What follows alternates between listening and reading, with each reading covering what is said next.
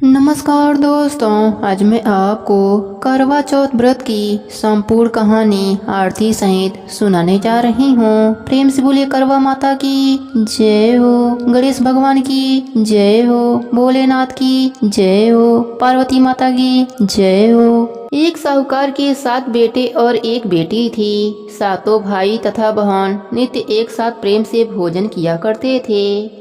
बहन का विवाह होने के बाद भाई भोजन करते समय बहन को याद करते, फिर अनमने से भोजन किया करते थे। जब कार्तिक माह के पहले बेटी विदा होकर घर आई तो घर में खुशियाँ छा गई। अब बहन भाई फिर मिल बैठकर भोजन करने लगे। कार्तिक कृष्ण पक्ष में करवा चौथ का व्रत किया जाता है। घर में लड़कों की बहुएं, माँ और बहन सभी ने व्रत रखा था।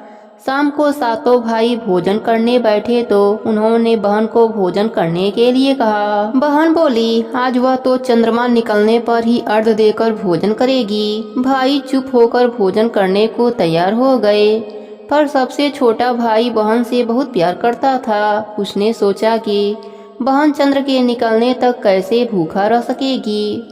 उसने भाइयों से सलाह करके वृक्ष के सहारे सीढ़ी लगाई और चलनी के पीछे दीपक रखकर उसके प्रकाश को चंद्रमा बता दिया और भोली बहन को अर्घ देने के लिए कहा। भाइयों ने इस तरह बहन से अर्घ दिलवाकर भोजन करने को कहा। बहन ने अपने भाइयों से भी भोजन करने के लिए कहा, किंतु उन्होंने भाइयों के द्वारा छल किया जाना बताकर ननद को भी भोजन करने से मना किया। फिर भी भोली बहन ने भाइयों के बहकावे में आकर भोजन कर लिया। बहन जब भोजन करने बैठी तो पहले ग्रास में बाल निकले, दूसरे कर मुंह तक पहुंचने पर कुत्ते ने कान फटफटाया। इस तरह 2 अपशगुनों के बाद भी बहन ने भाइयों के साथ कुछ भोजन कर लिया। लेकिन तभी उसके ससुराल से उसके पति की तबीयत खराब होने की खबर आ गई। वह छोटे भाई को लेकर जब तक ससुराल पहुंची तब तक पति की मृत्यु हो चुकी थी। वहां उसके मौत पर भारी कोहराम मचा हुआ था। माँ ने अपनी लड़की को ससुराल भेजते समय समझाया था कि जब वह पति के गांव पहुंचे तो घर जाते समय रास्ते में जो भी बड़े व्यक्ति और स्त्रियां मिलें उनके पांव छूती जाना और आशीर्वाद प्राप्त करना। उसने ऐसा ही किया। जब वह पति के घर पहुंची तो वहां का हाल देखकर वह हतप्रभ हो गई। मुख से एक बार चीख निकली और फिर वह गुमसुम सी एक ओर बैठ गई। उसकी सास ने उसे धरती पर पड़े पति के पास ला बैठाया। कुछ देर पीछे वह जोर जोर से डकरने लगी और बोली, हाय, भूल से व्रत को भंग कर दिया। हे गणेश जी महाराज, आप मुझे क्षमा कर दो, मेरे अपराध आप ही क्षमा करोगे।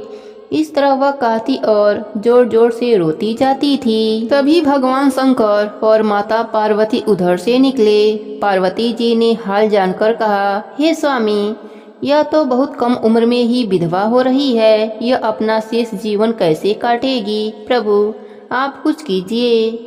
शंकर भगवान बोले, प्रिय, आपका कहना सही है, किंतु यह अपराध तो गणेश जी के प्रति हुआ है, वही इसे संभालेंगे। उन्होंने गणेश जी से उसे सुहागन बने रहने के लिए कुछ करने को कहा।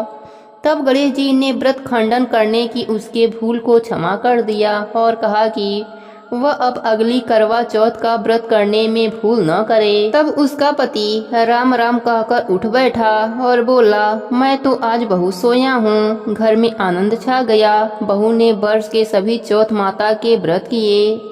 सभी चौथ माताओं ने कार्तिक की सबसे बड़ी करवा चौथ का व्रत करके अखंड सौभाग्य पाने की बात कही। तब उसने कार्तिक आने पर करवा चौथ का व्रत विधि पूर्वक पूर्ण किया और अपने पति सहित सुख से रहने लगी। अब वह प्रतिवर्ष करवा चौथ का व्रत हंसी खुशी से किया करती थी। हे करवा चौथ माता, आपने जिस तरह साहूकार की बेटी को व्रत करने पर उसके पति को दीर्घायु प्रदान कर उसे सौभाग्य दिया, उसी तरह प्रसन्न होकर सभी व्रतियों और इस कथा को कहने और सुनने वाले देवियों को भी उत्तम और अखंड सौभाग्य प्रदान करना।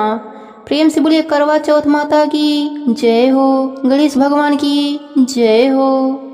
करवा चौथ व्रत की दूसरी कथा के अनुसार प्राचीन समय में एक पतिव्रता स्त्री थी। उसका नाम करवा था।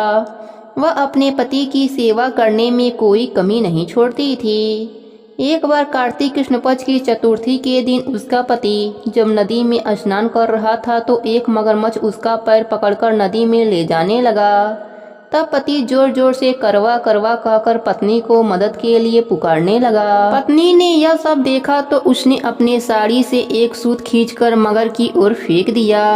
वह उस सूत के धागे से बंधकर पति को आगे नहीं ले जा सका। करवा ने फिर धर्मराज जी को पुकारा। उस पतिव्रता की पुकार पर धर्मराज जी वहाँ उपस्थित हुए और बोले, हे पतिव्रते, कहो क्या चाहती हो। करवा बोली, महाराज आप धर्मराज कहलाते हो और यहाँ अधर्म हो रहा है। देखो मेरा पति नदी स्नान कर रहा था तो इस मगरमच्छ ने उन्हें पकड़ लिया है। आप उसे मारकर मेरे पति को बचाएं। यमराज बोले, हे पुत्री, मगरमच्छ की आयु अभी मरने की नहीं हुई है, अभी इसकी आयु शेष है, इसलिए मैं इसको मृत्यु दंड नहीं दे सकता। करवा बोली, हे भगवंत, आप धर्मराज हैं, आपका धर्म दुष्टों को दंड देने का है, फिर आप ऐसा क्यों नहीं करते। धर्मराज उसकी बात सुनकर मौन थे। तब करवा फिर बोली, तो अब मैं ही मगरमच्छ को नदी सहित नष्ट कर देती हूँ। धर्मराज जी बोले, ऐसा मत करो पतिव्रते, नदी के नष्ट होने से तो सभी प्राणी दुखी हो जाएंगे। ऐसा कहकर उन्होंने उसके पति को छुड़ाकर मगर को सीधा यमपुरी भेज दिया और कहा, देवी आज कार्तिक कृष्ण पक्ष की चतुर्थी है, श्री गणेश जी की पूजा का दिन है। तुम्हारी करवा नाम से यह गणेश चतुर्थी प्रसिद्ध होगी। इस दिन जो सुहागिने अपने पति की दीर्घायु के लिए चंद्र उदय होने पर अर्घ देकर पूजा करेंगी, उनके इस व्रत के प्रभाव से समस्त मनोकामनाएं पूर्ण होंगी। आज तुम्हारा पति व्रत धर्म भी धन्य हुआ जो तुमने अपने पति के प्राण बचाए। उसी समय से यह करवा चौथ व्रत पतिव्रताओं में प्रसिद्ध हुआ। हे चौथ माता, जैसे पुण्य फल पतिव्रता करवा को आपने अपनी कृपा से प्रदान किया, उसी तरह समस्त पतिव्रताओं को उनके करवा चौथ व्रत का फल प्रदान करें, उनके पतियों को दीर्घायु एवं सुख प्राप्त कराएं। प्रेम से बोलिए करवा चौथ माता की जय हो, गणेश भगवान की जय हो। करवा चौथ व्रत की तीसरी कथा के अनुसार एक समय पांडु पुत्र अर्जुन नीलगिरी पर्वत पर तपस्या करने चले गए। उनके पीछे उनके भ्राता और द्रौपदी को अनेक कष्टों का सामना करना पड़ा। साथ ही द्रौपदी भी अर्जुन के विषय में चिंतित रहने लगी। एक दिन द्रौपदी ने भगवान श्री कृष्ण का स्मरण किया और उनके दर्शन देने पर उनको अपने संकटों के विषय में बताया। तब शोकाकुल सती द्रौपदी को धैर्य बांधते हुए श्री कृष्ण ने संकटों के निवारण हेतु एक प्राचीन कथा सुनाकर यह व्रत अनुष्ठान करने का परामर्श दिया। उन्होंने द्रौपदी को बताया कि एक बार महिलाओं को कष्टों से दुखी देखकर पार्वती जी ने भोलेनाथ से कोई ऐसा व्रत बतलाने को कहा जो सुहागन स्त्रियों को हर प्रकार से सुखी बनाए, उनके पतियों को दीर्घायु प्रदान करे, उन्हें सदा सुहागन रखे। तब श्री शंकर जी ने उनको इस प्राचीन व्रत का वर्णन कर विवाहित स्त्रियों को हर प्रकार से सुख संपन्न रहने एवं उनके पतियों को दीर्घायु प्राप्ति करने वाला बताया। उन्होंने कहा कि एक समय एक ब्राह्मण परिवार था जिसमें 4 पुत्रों के अलावा एक कन्या गुणवंती थी। परिवार के सभी व्यक्ति धार्मिक थे और वर्ष के सभी व्रत पूजा किया करते थे। एक बार कार्तिक कृष्ण चतुर्थी को माँ बेटी तथा लड़के की बहुओं ने करवा चौथ का व्रत रखा। सायं काल तक व्रत पूजा की समस्त तैयारियां हो गईं। चंद्र उदय होने की प्रतीक्षा हो रही थी। घर में पूरी पकवान बन रहे थे। बेटी गुणवंती को पकवानों की सुगंध ने उसकी भूख को जगा दिया। उसे भूखी और व्याकुल देख उसके दयालु भाइयों ने छल से भोजन कराने की सोची। उन्होंने पीपल वृक्ष की आड़ में नकली चंद्रमा दिखाकर बहन गुणवंती से अर्घ दिलवाया और उसे भोजन करा दिया। भोजन करने वह बैठी ही थी कि उसकी ससुराल से अचानक पति के देहांत की खबर आ गई। वह चित्कार करती हुई अपने ससुराल पहुंची तो वहां स्त्रियां तरह तरह की बातें करने लगीं। कोई बोली व्रत खंडनी आ गई है, कोई कहती अपने पति को ब्याह होते ही चुड़ैल खा गई। एक तो पति मरने का उसे गहरा सदमा लगा था, दूसरे स्त्रियों की ऐसी तीखी बातों से उसका मन इतना विभल हो गया कि वह धरती पर पछाड़ खा खा कर रोने लगी। हाय, मैं सचमुच ही राक्षसी हूँ, मैंने अपने पति को खा लिया है। सचमुच ही राक्षसी हूँ, मैंने अपने पति को खाया है। हाय, मैं इतनी भूखी थी कि मैंने भोजन नहीं अपने पति को खाकर भूख बुझाई। इस तरह विलाप करती वह गुणवती अपने पति के साथ सती होने के लिए भागी भागी शमशान पहुंच गई और चिता में कूदना ही चाहती थी कि चौथ माता ने उसे रोक लिया और बोले, बेटी तुम्हारी भूल नहीं हुई, तुम्हें भाइयों ने भुलावे में डाल दिया था। देख, तेरा पति अब जीवित हो उठा है, तू घर जाकर उसकी प्रतीक्षा कर। गुणवंती घर पहुंची तो उसका पति वहां बैठा मिला। घर में चारों ओर खुशियां छाई थी।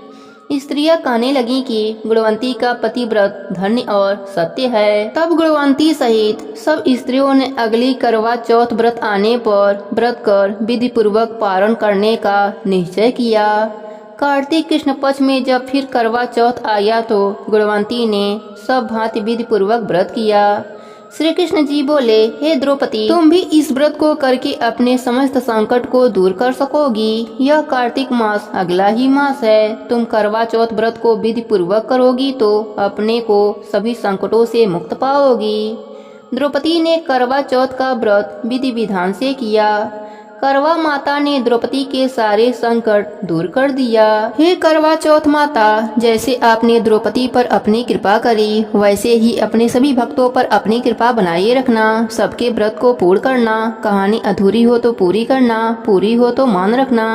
प्रेम से बोले करवा चौथ माता की जय हो, गणेश भगवान की जय हो। करवा चौथ व्रत की चौथी कथा के अनुसार एक वणिक परिवार में 7 बेटों की बहुएं थीं। 6 बहुओं के पीहर वाले बहुत धनी थे और भरे पूरे परिवार के थे। छोटी 7वीं बहू के परिवार में कोई भाई बहन न था तथा वह बहुत गरीब भी थी। इस कारण 6 बहुओं के पीहर से बहुत सा दान दहेज आया था और उसके पश्चात भी उसके भाई जब तब बहुत सा सामान भी लाते रहते थे। इस तरह परिवार में 6 बहुओं का बड़ा मान सम्मान था। छोटी बहू घर का सारा काम काज करती थी, किंतु सभी उसकी बुराई करते रहते थे। प्यार उसके सास ससुर भी नहीं करते थे और उसे खरी खोटी सुनाते रहते थे। एक दिन छोटी बहू घर से अकेली निकल पड़ी और घने जंगल में जाकर जोर जोर से रोने लगी। आज करवा चौथ व्रत का दिन था। उसकी जेठानियों के घर से करवा चौथ व्रत के लिए उनके भाई करवा और सौभाग्य की सामग्री की पेटारियां लेकर आए थे। छोटी बहू के घर में कौन था जो उसके लिए कुछ लाता। इसी से वह दुखी होकर जंगल में रोती हुई विचरने लगी। एक नाग उसके रोने को सुन रहा था। वह अपने बिल में से निकलकर उसके सामने आया और मनुष्यों की बोली में पूछने लगा, बहन तुम क्यों रो रही हो? आज तो करवा चौथ व्रत का दिन है, हंसी खुशी से व्रत करो। छोटी बहू पहले तो नाग को देखकर डर गई, फिर साहस करके बोली, आज करवा चौथ व्रत का दिन है। सब बहुओं के भाई आज करवा और बहुत सा सामान लेकर आए हैं। मेरे पीहर में कोई नहीं है जो मेरे लिए करवा और सामान लाता। काश मेरा भी कोई भाई होता तो मेरे लिए करवा लाता। यह सुन नाग को दया आ गई और बोला, बेटी तुम अपने घर जाओ, तुम्हारा मुंह बोला भाई घर पर करवा लेकर आएगा। यह सुन छोटी बहू घर आकर संतोष से सब कामों में लग गई। कुछ देर के बाद एक मनुष्य आया और छोटी बहू के सास से बोला, मैं तुम्हारी छोटी बहू का भाई हूँ। बचपन में ही मैं बाहर जाकर रहने लगा था, अब घर आया हूँ। आज करवा चौथ का दिन है, मैं उसके लिए करवा और सुहाग पिटारी तथा कपड़ा लाया हूँ। सास ससुर और सभी बहुएं उसके लाए हुए बहुमूल्य सामान को आंखें फाड़ फाड़ कर देखने लगे। वाह, इतना सामान और इतना बेशकीमती। छोटी बहू ने प्रसन्न होकर अपने भाई का सत्कार किया और सास ससुर ने भी उसको प्रेम से भोजन आदि कराकर विश्राम करने को कहा। करवा चौथ का व्रत हंसी खुशी से हो गया। अगले दिन छोटी बहू का भाई उसके सास से बोला, माताजी मैं बहन को कुछ दिन के लिए घर ले जाऊंगा, आप इसे मेरे साथ भेज दीजिए। सास ने उसे प्रशंसा पूर्वक उस भाई के साथ भेज दिया। वह मनुष्य रूप में नागों का राजा था। वह उसे ससुराल से अपने महल में लेकर आया और बोला, बहन तुम जितने दिन रह सको यहाँ हंसी खुशी से रहो, अपनी इच्छा अनुसार खाओ पियो और सारे महल में मर्जी हो वहाँ घूमो, लेकिन यह ख्याल रखना कि सामने वाली नाद का ढक्कन उठाकर कुछ देखना नहीं। छोटी बहू भाई के महल में आराम से रहने लगी। एक दिन जब भाई कहीं गया था तो उसने नाद का ढक्कन उठाकर देखने का विचार किया। उसने सूने महल में नाद के ढक्कन को उठा दिया तो उसे उसमें नाग के बच्चे इधर उधर घूमते हुए मिले। जब उसे किसी के आने का आभास हुआ तो उसने जल्दी से उस ढक्कन को रख दिया। जल्दी जल्दी में ढक्कन रखने से एक नाग के बच्चे की पूंछ पर ढक्कन पड़ गई और वह उससे कट गई। शाम को नाग भैया आए। बहन ने सच बात कहकर अपनी गलती मानते हुए भाई से क्षमा मांगी। नाग भैया ने उसे क्षमा कर दिया। वह पूंछ कटा नाग बंडा बंडा नाम से बड़ा चिढ़ता था। उसने एक दिन नागिन माँ से पूछा उसकी पूंछ कैसे कटी। जब उसे मालूम हुआ कि उसकी बहन ने नाद का ढक्कन जल्दी जल्दी में रख दिया था सो उसकी पूंछ कट गई। बंडा बोला, मैं उससे बदला लूंगा, मैं कुछ नहीं जानता। माँ ने उसे समझाया कि यह गलती से हुआ था, जानकर तो नहीं किया था। बंडा बोला, यह मैं नहीं जानता, मैं उससे जरूर बदला लूंगा। एक दिन बंडा अपने बहन के घर चुपचाप पहुंचकर छिप गया। वह अवसर की ताक में था कि उसे काट कर घायल करे। कमरे में जहाँ बंडा छिपा था और छोटी बहू बैठी थी वहीं उसकी सास आई और बातों ही बातों में उसने बहू से पूछा, बहू तुझे सबसे प्यारा भाई कौन लगता है। बहू ने तुरंत प्रसन्न होकर कहा, माताजी मुझे तो बंडा भैया सबसे प्यारा लगता है। बंडा यह बात सुन रहा था। वह सोचने लगा, मुझे धिक्कार है जो मैं अपने बहन को जानबूझकर काटने आ गया हूँ। वह वहाँ से चुपचाप लौटने लगा। तभी उसे याद आया कि कल करवा चौथ का व्रत का दिन है। उसने वहाँ से लौटकर करवा और अन्य ढेर सारा सामान इकट्ठा किया और अपने बहन के घर लेकर पहुँच गया। बहन और उसकी सास ने उसका बहुत प्यार से स्वागत सत्कार किया। जब वह अपने घर पहुँचा तो माँ ने पूछा, क्या तुमने अपने बहन से बदला ले लिया। बंडा बोला, माँ वह तो मुझे सबसे ज्यादा प्यार करती है, ऐसी बहन से कोई बदला लिया जाता है क्या। अब तो बंडा अपनी बहन के घर हर करवा चौथ पर करवा और अन्य सामान लेकर जाने लगा। सब लोग भाई बहन के प्यार से बहुत खुश थे। हे करवा चौथ माता, तुमने छोटी बहू के जैसे दुख के दिन फेरी, उसी तरह आपका व्रत करने वाली माता बहनों को दुखों से दूर रखना और सुहागनों को उनका सुहाग अक्षय कर उनको सब प्रकार से संतानों सहित सुख संपत्ति प्रदान करना। प्रेम से बोलिए करवा चौथ माता की जय हो, गणेश भगवान की जय हो। अब सुनते हैं व्रत को पूर्ण करने वाले गणेश भगवान की कथा। प्रेम से बोलिए गणेश भगवान की जय हो। दोस्तों, यह आडंबर दिखावा तो केवल संसार को रिझा सकता है, परंतु प्रभु के लिए तो सच्ची भक्ति सच्चा प्रेम चाहिए। चाहे भगवान को हम किसी भी रूप में पूज लें, भगवान हमारे प्रेम में बंधकर उसी रूप में खींचे चले आते हैं। ऐसा ही हुआ सुमित्रा के साथ। सुमित्रा और उसका पति गांव में एक मकान में रहा करते थे। दोनों ही गणेश भगवान की पूजा पाठ भक्ति किया करते थे। सुमित्रा की कोई संतान न होने के कारण उन्होंने गणेश भगवान को ही अपना पुत्र मान लिया था और सुमित्रा ने उसका नाम विनायक रखा था। प्रभु की भक्ति सेवा खिलाना पिलाना सुलाना बालक की ही तरह किया करती थी। उनसे कोई भी उनके संतान के बारे में पूछता तो वह गणेश भगवान को ही अपना पुत्र बताया करती थी। सुमित्रा हर गणेश चतुर्थी का व्रत करती थी। गणेश भगवान को अपने पुत्र के समान प्रेम करती थी और भोग लगाती थी। भगवान भी सुमित्रा के पुत्र पास में बढ़ते जा रहे थे। एक दिन चतुर्थी पर भगवान ने अपने प्रेम का परिचय देते हुए सुमित्रा के द्वारा बनाई हुई खीर का भोग खा लिया। जब पात्र को खाली देखा तो सुमित्रा के आंखों से आंसू झरझर बहने लगे। वे कहने लगी, आज तो मेरा बच्चा बहुत भूखा था। आज मेरे बालक को बहुत जोरों से भूख लगी थी। पूरा पात्र खाली है। आप चिंता मत कीजिए। आपको खीर इतनी पसंद आई है तो मैं रोज आपके लिए खीर बनाया करूंगी। ऐसा कहकर अब सुमित्रा रोज खीर बनाती और प्रभु को भोग लगाती थी। ऐसे ही समय बीतता चला गया और प्रभु ने सुमित्रा को माँ बनने का सौभाग्य प्रदान किया। अब सुमित्रा अपने आप को 2 पुत्रों की माँ बताती, बड़ा विनायक और छोटा वैभव। समय के साथ वैभव बड़ा हो गया। माँ ने उसको खूब पढ़ाया लिखाया, उसकी शादी करा दी। शादी के बाद वैभव के पिता स्वर्ग सिधार गए। अब सुमित्रा बेटे बहू के साथ ही रहने लगी। वैभव का मन गांव में नहीं लगता था। उसकी नौकरी कलकत्ता में लग गई। वैभव को गांव छोड़कर जाने का एक अच्छा बहाना मिल गया। उसने अपनी पत्नी के साथ कलकत्ता जाने का निश्चय कर लिया। सुमित्रा ने उसे बहुत समझाया कि वह बुढ़ापे में अकेली रह जाएगी, पर वैभव ने जाने का मन बना लिया था और वह कलकत्ता चला गया। ऐसे ही 5 वर्ष का समय बीत गया। सुमित्रा की अब उम्र हो चली थी। उनका स्वास्थ्य भी ठीक नहीं रहता था, पर उन्होंने गणेश भगवान की भक्ति करना नहीं छोड़ा था। उम्र के साथ साथ शरीर भी थकने लगा। परिश्रम भी सुमित्रा के बस की नहीं रह गई थी।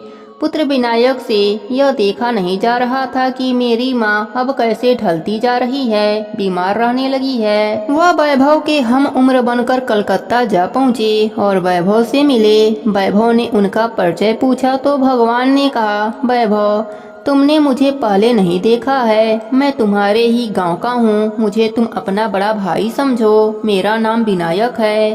वैभव, तुम्हारी माँ बहुत बीमार हैं। उन्हें इस समय तुम्हारी जरूरत है। वैभव, तुम अपने माँ के पास जाओ। देखो विनायक, मुझे काम करने दो। मुझे बार बार छुट्टी नहीं मिल सकती। जब छुट्टी मिलेगी तब चला जाऊंगा। ऐसा कहकर वैभव ने विनायक जी की बात टाल दी। उधर सुमित्रा की तबीयत खराब होती चली गई। गणेश चतुर्थी का दिन आया। सुमित्रा का व्रत था। वह बहुत परेशान थी कि कैसे व्रत होगा, कैसे खीर बनेगी और कैसे मैं अपने पुत्र को भोग लगाऊंगी। वह बिस्तर पर पड़ी पड़ी सोचने लगी कि आज तो मेरा पुत्र भूखा ही रह जाएगा। विनायक ने सोचा, माँ ने तो अपने प्रेम का परिचय पूरा जीवन दिया है, अब मेरी बारी है। अब गणेश जी एक सुंदर युवक का रूप धारण करके सुमित्रा के घर पहुँचे और आवाज लगाने लगे, अरे कोई घर में है क्या? जरा थोड़ा सा पानी पिला दो। सुमित्रा ने अंदर से आवाज मारी, बेटा कौन है? अंदर ही आ जाओ, मैं बहुत बीमार हूँ। मैं स्वयं भी पानी नहीं पी सकती। आओ अंदर आकर स्वयं ही पानी पी लो। गणेश भगवान अंदर आए और बोले, मैया यह लकड़ी का गट्ठर कहाँ रख दूं? तो फिर थोड़ा पानी भी पी लूंगा और सुस्ता भी लूंगा।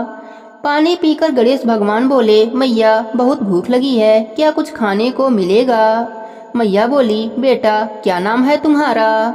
गणेश भगवान ने कहा, मेरा नाम तो विनायक है। मैया बोली, अरे वाह, मेरे पुत्र का नाम भी विनायक है। विनायक सुनो, इस समय घर में भोजन के नाम पर कुछ नहीं है। थोड़ा सा चावल और चीनी ले लो, दूध ले लो और मटकी में डालकर जरा सा खीर बना लो। मेरे बेटे विनायक का व्रत है और उनको भोग लगाना है। जरा खीर बनाकर उन्हें भी भोग लगा दो और तुम भी खा लो। मैं उठ नहीं सकती, मैं बहुत बीमार हूँ, बस मेरा इतना सा कार्य कर दो।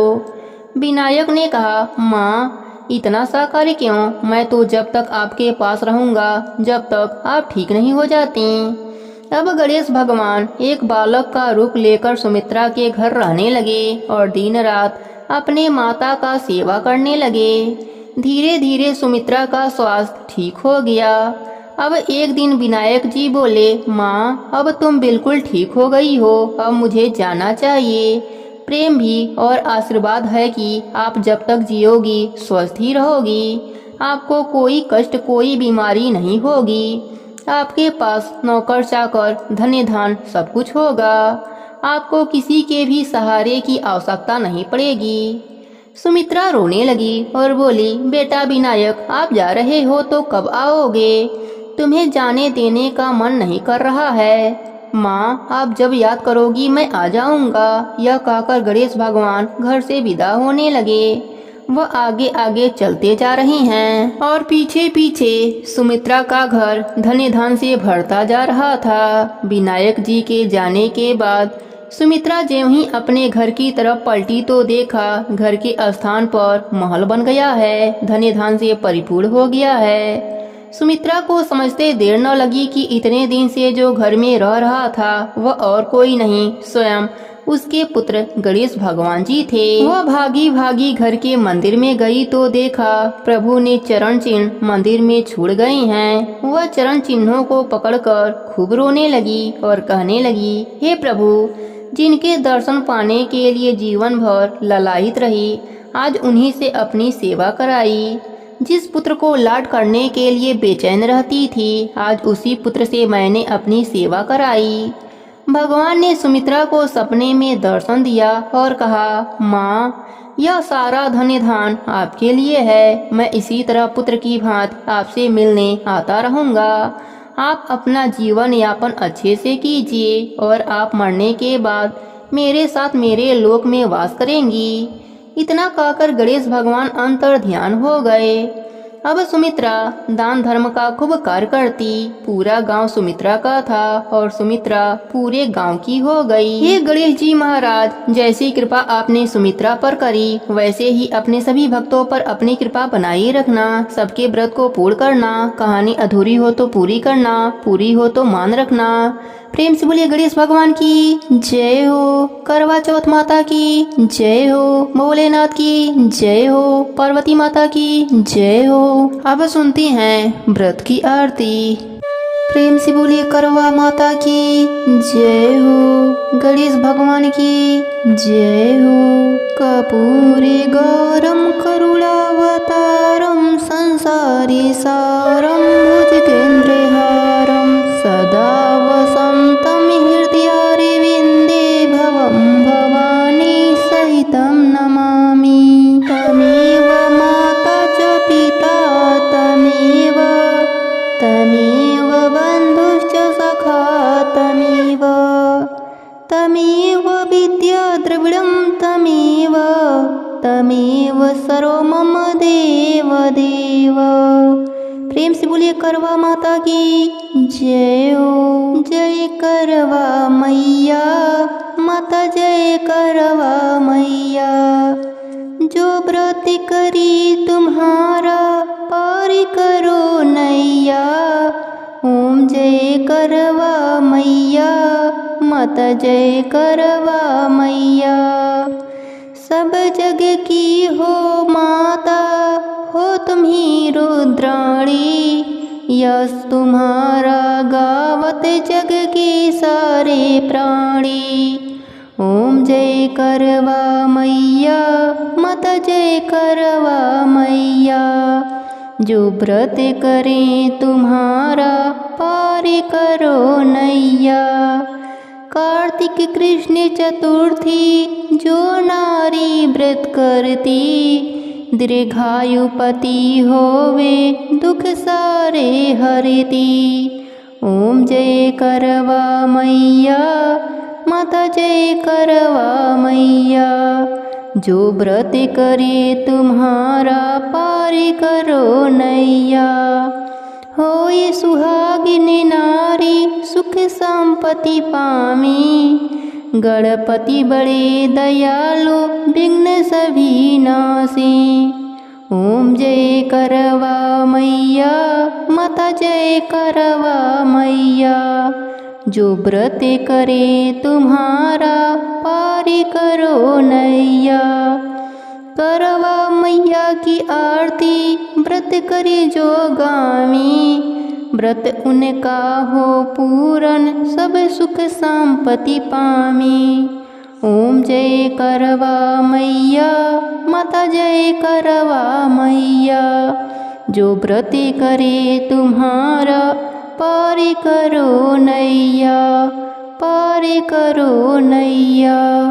प्रेम से बोलिए करवा चौथ माता की जय हो, गणेश भगवान की जय हो। जय गणेश जय गणेश जय गणेश देवा। माता जाकी पार्वती पिता महादेवा। माता जाकी पार्वती पिता महादेवा। एक दंत दयावंते चार भुजाधारी। मस्तक सिंदूरे सोहे मूसे की सवारी, मस्तक सिंदूरे सोहे मूसे की सवारी। जय गणेश जय गणेश जय गणेश देवा, माता जाकी पार्वती पिता महादेवा, माता जाकी पार्वती पिता महादेवा। अंधन को आँख देते कोढ़ीन को काया, बाझन को पुत्र देते निर्धन को माया, बाझन को पुत्र देते निर्धन को माया। जय गणेश जय गणेश जय गणेश देवा, माता जाकी पार्वती पिता महादेवा, माता जाकी पार्वती पिता महादेवा। पान चढ़े फूल चढ़े और चढ़े मेवा, लड्डुअन को भोग लगे संत करें सेवा, लड्डुअन को भोग लगे संत करें सेवा। जय गणेश जय गणेश जय गणेश देवा, माता जाकी पार्वती पिता महादेवा, माता जाकी पार्वती पिता महादेवा। दीनन की लाज राखे शंभु सुतेवारी, कामना को पूरा करें जगे बलिहारी, कामना को पूरा करें जगे बलिहारी। जय गणेश जय गणेश जय गणेश देवा, माता जाकी पार्वती पिता महादेवा, माता जाकी पार्वती पिता महादेवा। प्रेम से बोलिए गणेश भगवान की जय हो, भोलेनाथ की जय हो। जय शिव ओंकारा, हर जय शिव ओंकारा, ब्रह्मा विष्णु सदा शिव अर्धाग्नि धारा। एकानन चतुरानन पंचानन राजे, हंसासन गरुड़ासन वृषवाहन साजे। दो भुजे चारु चतुर्भुज 10 भुज अति सोहे, तीनों रूप निरखते त्रिभुवन जग मोहे।